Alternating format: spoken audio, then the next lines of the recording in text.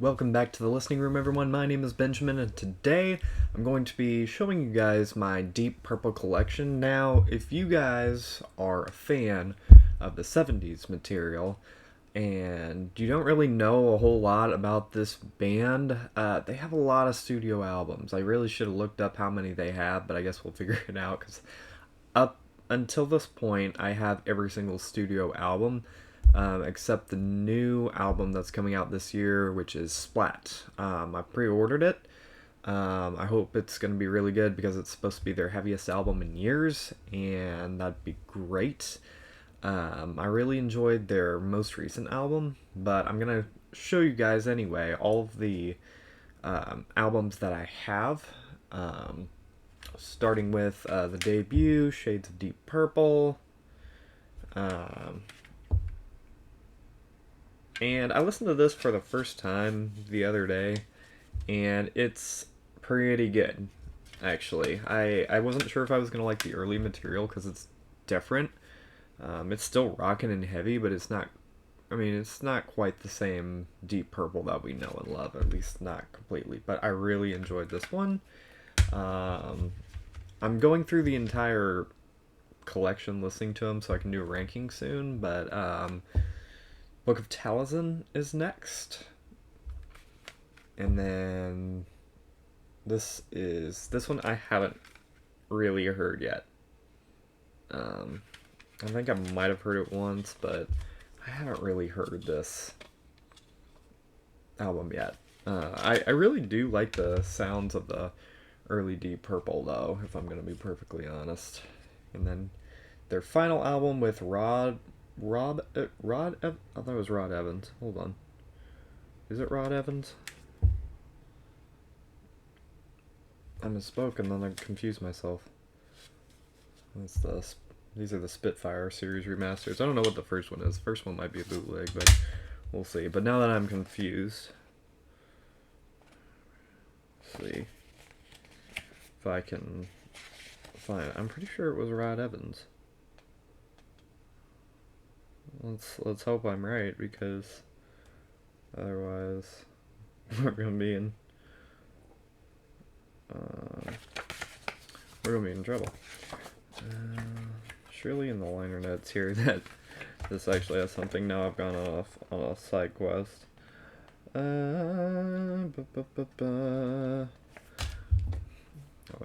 I'm just gonna look it up. I'm not doing a great job at finding it. Rod Evans. Okay, good. Alright, let's put this. Oh, let's put this back in the jewel case, I guess. Yeah. So these didn't do as well. What really made Deep Purple like the big band that they were in the '70s was, well, and this wasn't necessarily this album. It was actually a couple later, but first album with Ian Gillan, Deep Purple in Rock, absolutely awesome record. I've listened to this one a ton. This is definitely these '70s albums are amazing.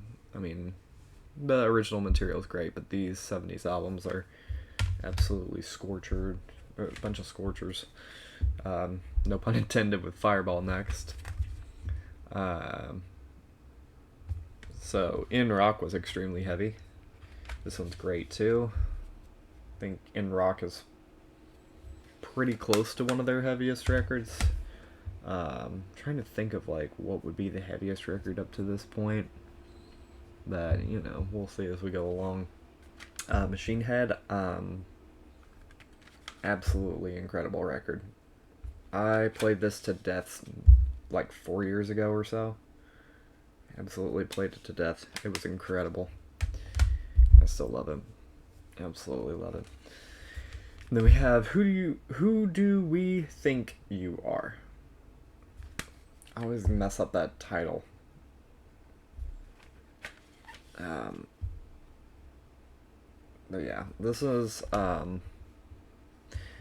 record is interesting because it's got the Great Woman from Tokyo, and it's got some good songs on it. Oh, it's got some remixes and instrumentals on the CD that I haven't I think I heard this one digitally for the first time, so I'm gonna have to go back and listen to this.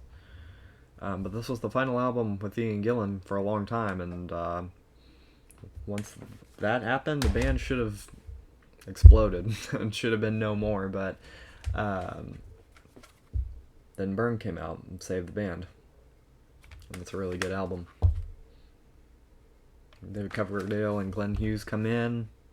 I don't think Ian Gillan was the only one who left, though. I don't remember who the other one was that left. But yeah, this is a great record too.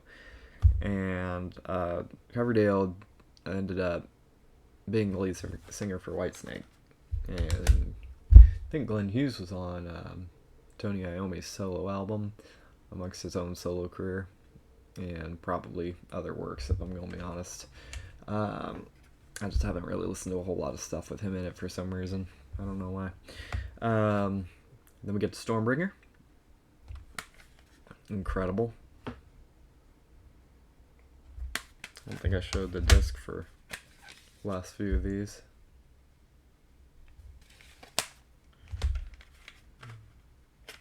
You know, I will probably forget that as we go through the video, unfortunately. But yeah, there's that. And then we have Come Taste the Band. This was the final album for a while. This came out in 1975, yes. And then the band, Tommy Bolin, comes in for lead guitar and vocals. And this still does have David Coverdale and Glenn Hughes on it. It's a good album. I actually do like this one. Still good hard rockin'. It's greatness.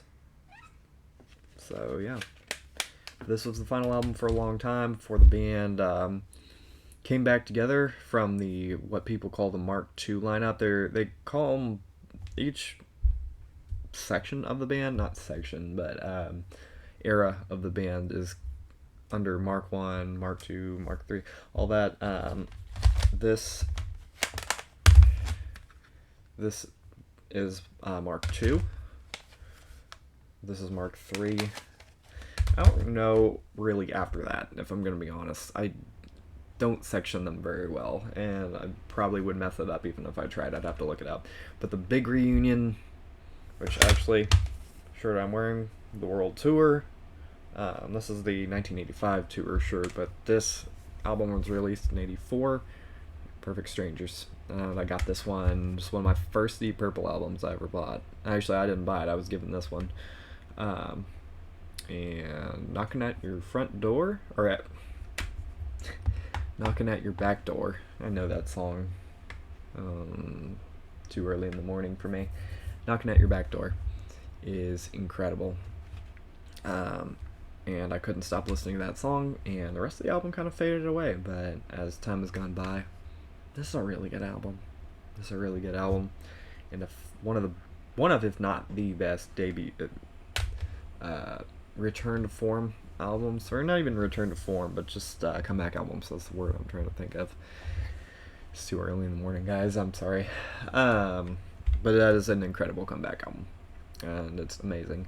And then this is that one had this is the Mark II comeback.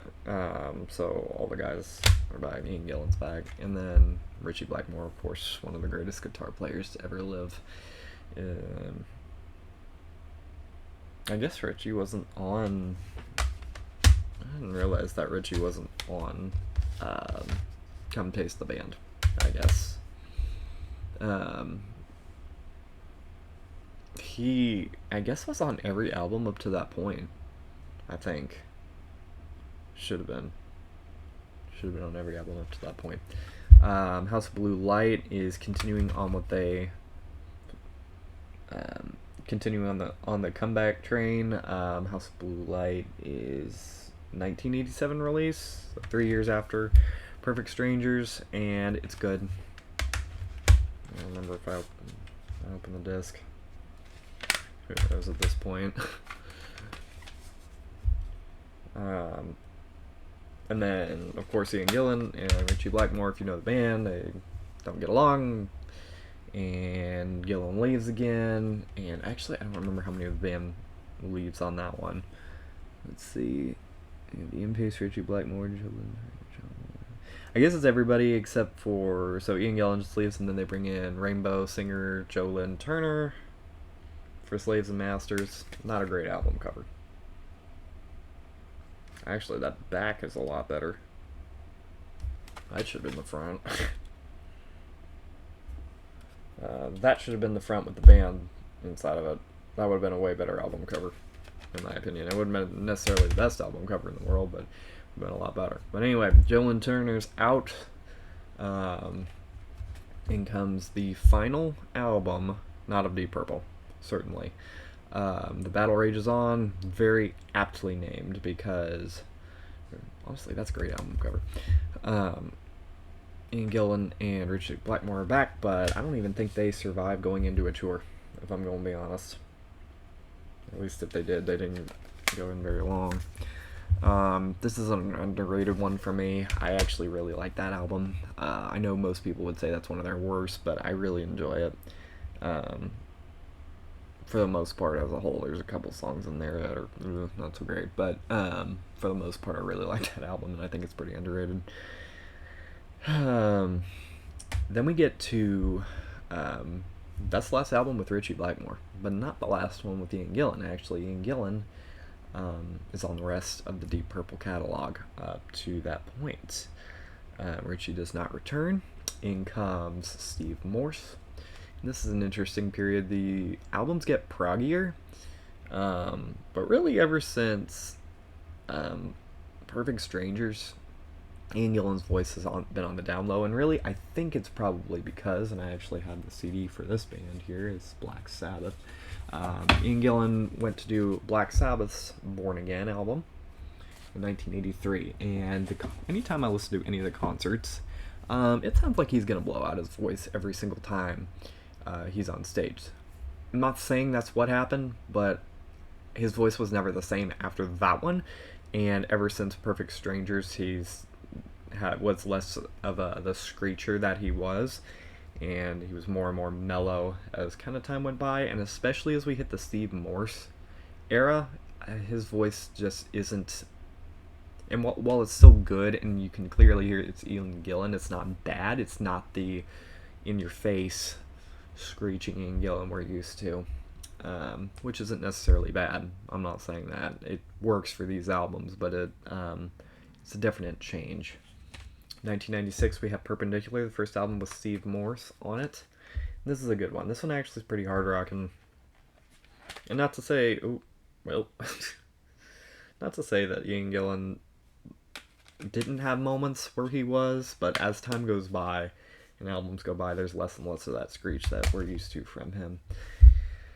Now we're getting into territory where I haven't really listened to some of these albums. I've listened to most of these albums, but I haven't really, and it's hard to find these digitally. You can find them on YouTube, but if I'm on trips, I'm not going to pull up YouTube to listen to albums. I want to just, I need to rip these CDs onto an MP3 player on my phone.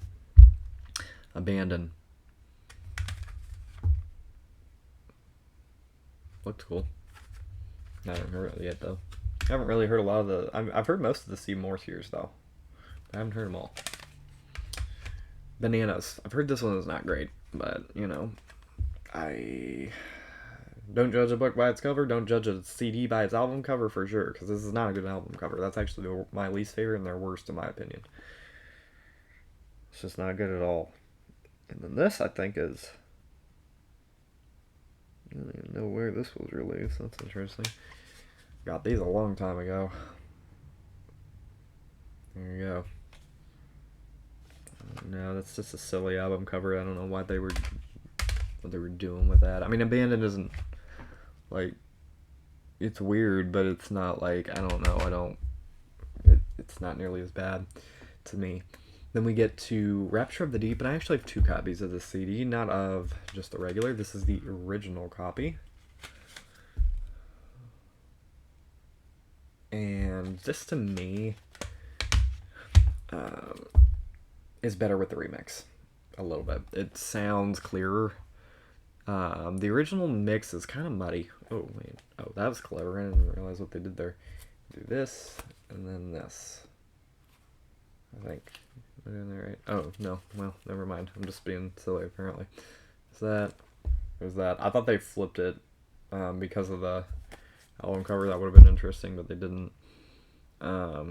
This remix has studio jams and rehearsals, and then I don't know if they're live tracks or what they are, unless they're...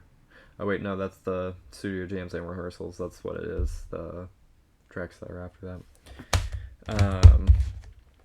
That's a good album though. I liked that one. Now what? This one was pretty heavy in some places. Man, that camera's blurry, man. Let's get the... I don't know. It's not as clear. I should turn on a light here. Here we go. That didn't help. Oh boy. Camera issues today, ladies and gentlemen.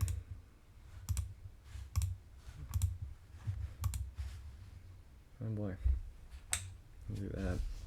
Maybe a little better. It's just weird. Anyway. Now what? It's excellent. I recommend it. Picture of the band at this point. I'm getting old. And this one was 2013. There is a significant gap between Rapture of the Deep and Now What? Very significant. Turn that back on. But anyway. And then we get to... Oh no, that just seems fuzzy. Sorry, guys. Infinite. That's hard to see because of the light. How am I? There we go. Infinite. This is a good one too.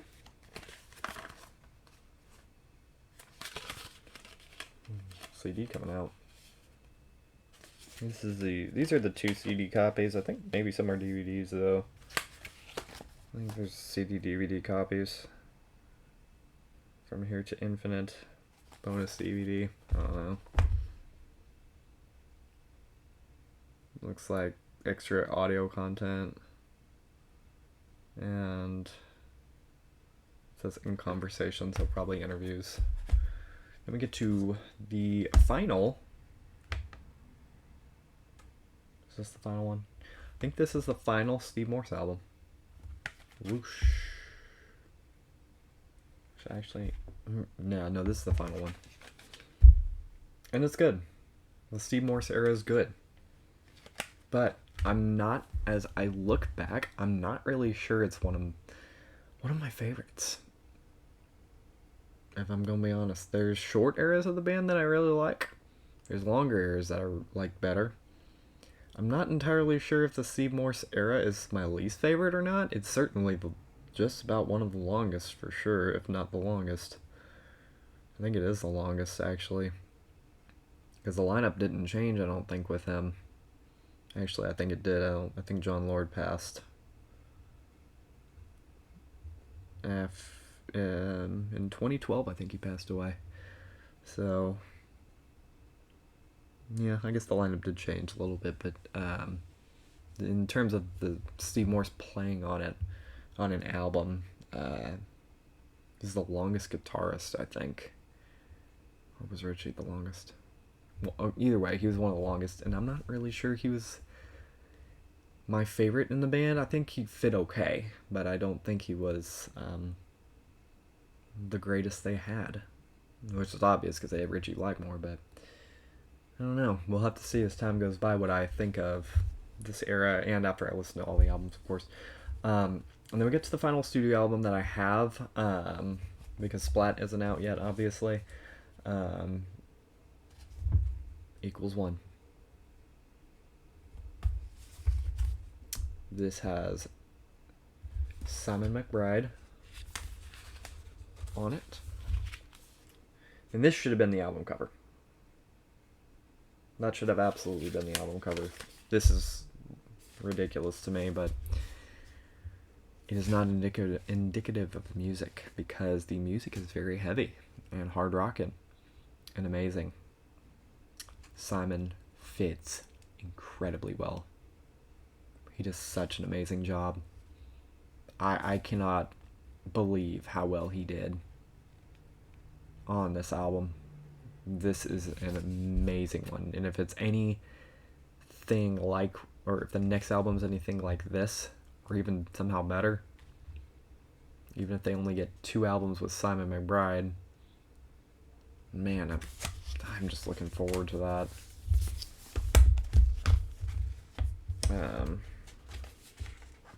And then pull out the liner notes of this one. I haven't really looked in this one yet. The one studio album I don't have, and is, well, and I guess technically it is a studio album, but it's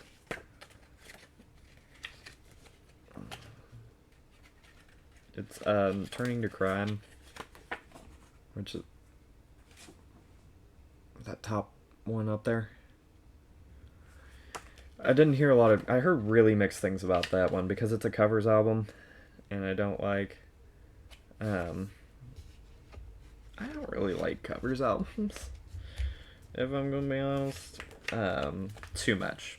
Some bands can do it right, some bands get it wrong, but I want to hear the originals most of the time, and I don't really want to listen to covers, and I just don't know if I want to spend the money to listen to it, because I'm going to listen to pretty much all those studio albums again, but it's probably, unless there's, of the ones I haven't heard I don't like, but I don't need to buy a covers album that I'm really not interested in listening in just to complete the collection of the studio albums. I really think that's not a studio album. All of these are. But we're not done yet. I have some live albums here. I'm actually going to do that one last, but first up we have, and I don't know, some of these might be bootlegs. There probably are anyway, but we'll see. Not all of them, but Live at California Jam. I believe this is 74. Yeah, something like that, because this has Burn by Just Take Your Life, Mistreated, Smoke in the Water, You Fool, No One, The Mule, and Space Truckin'. And that's bright yellow. And that is ready to fall out of the case. Oh dear. Then we have, and these aren't in order by year at all, Nobody's Perfect. Did I say 84 or 74 down there? That should have been like 74 or something. Probably 73, because this has, what's it say? It probably said, I don't know. But anyway, Nobody's Perfect has, this is probably the, yeah, this is the Perfect Strangers tour, it looks like. Those are all the, yeah. Those are the tracks from that era. Final, Mark III, The Final Concerts. This is what I'm not sure if this is a bootleg or not. They have more live albums than studio albums by a good bit. Probably by double. So this, I think, had Stormbringer on it. Yep. And Gypsy. Excellent. Stu CD too, and they really, not a lot of songs, but they jam a lot, and that's really neat to me. And this one, so that might not be a bootleg, I don't know, but it might also be. They cut this one in the back. Total Abandon, Australia, 1999.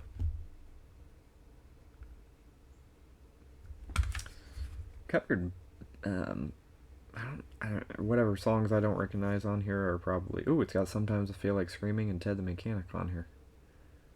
Ooh, this got good stuff on here. Bloodsucker, Pictures of Home, Fireball, Woman from Tokyo, Highway Star, Black Knight, Smoke on the Water. This has good stuff on here, and then it has obviously some of the ones from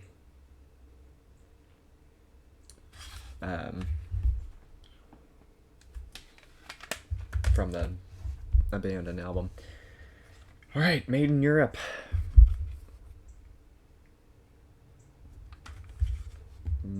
not a lot of tracks, but Burn, Mistreated, Lady Devil Dealer, You Fool No One, and Stormbringer. Where to go wrong with that? Great shot to the band when they were doing that. And then last but certainly not least, and there's 2 copies of this that I have, Made in Japan, which is an incredible live album. If I understate things, it's their best live album by far. So the single CD copy has Highway Star, Child in Time, Smoke on the Water, The Mule, Strange Kind of Woman, Lazy, and Space Truckin', which is great. But then I found this copy. This is, I think that one's remastered, but this one for sure is because it says on the front. This is a 2 CD copy. And it's hard to read that in general because it's in really dark gold lettering. The first one has everything I listed from CD 1. Highway Star, Child in Time, Smoke in the Water, The Mule, which has the drum solo, Strange Kind of Woman, Lazy, and Space Truckin'. But CD 2, it has the encores. It has Black Knight and Speed King and Lucille, which is greatness. Oop. I guess that's where I bought the CD from. There's a... So yeah, I don't even know if this is a, I don't even know if that's a store anymore, but, you know, the CDs came in great shape, so, here we go, and then, whoop, and there we go. Well, thank you all so much for watching. This has been fun. It's cool to go over what CDs of Deep Purple I have, and just to kind of explore. These will be good again, and just be able to listen to the CDs I haven't listened to for the first time will be great. Hopefully. Otherwise, maybe it's miserable, but maybe not. I've heard the best ones, I'm pretty sure, but, well, best for sure. My favorites, yeah, probably heard all of those.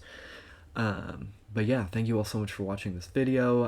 It's still a mess in here. Apologies from all of the moving that I've done, but it's getting there. Things are heading in a better direction, even if it doesn't necessarily look like it. But thank you all so much for watching.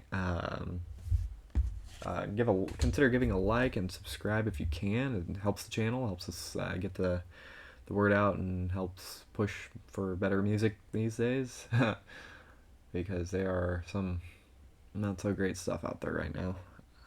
This is always, even my least favorite Purple albums, to me, are better than a lot of the music these days that comes out that I've heard personally. Not to say that it's like bad to listen to it, it's just not my preferred style.